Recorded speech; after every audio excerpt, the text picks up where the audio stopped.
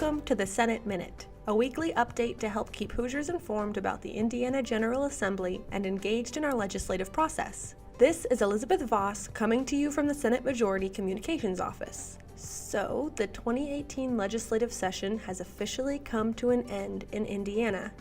The Senate adjourned sine die on Wednesday, March 14th. So today we're going to briefly go through the legislative goals of the Majority Caucus and see what kind of progress we made this session.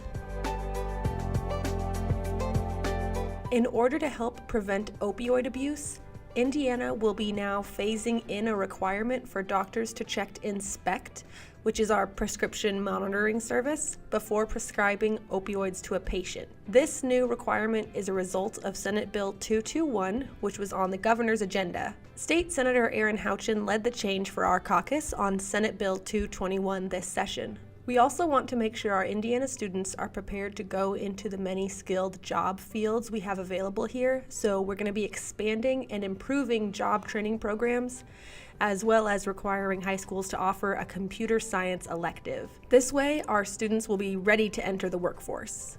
These efforts are required through Senate Bill 50 and House Bill 1001, authored and sponsored by State Senator Doug Eckerty, and Senate Bill 172, authored by State Senators Dennis Cruz and Jeff Rotz. Speaking of students, with school enrollment higher than initially expected this year, Indiana will see increased per-student school funding to account for that difference, thanks to House Bill 1001, which was also sponsored by State Senator Ryan Mishler.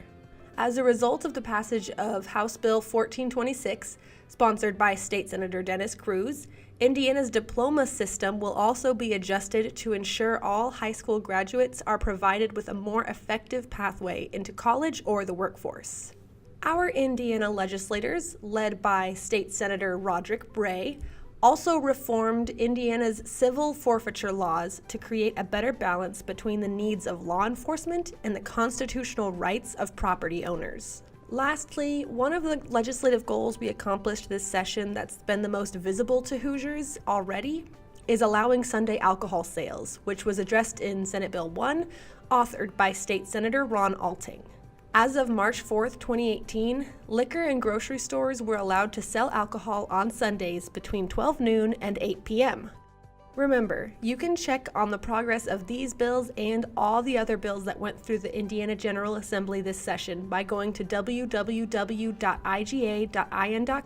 and using the search bar that's in the top right-hand corner. Next week is going to be our last podcast episode of this year, so be sure to check back in for our final session wrap-up.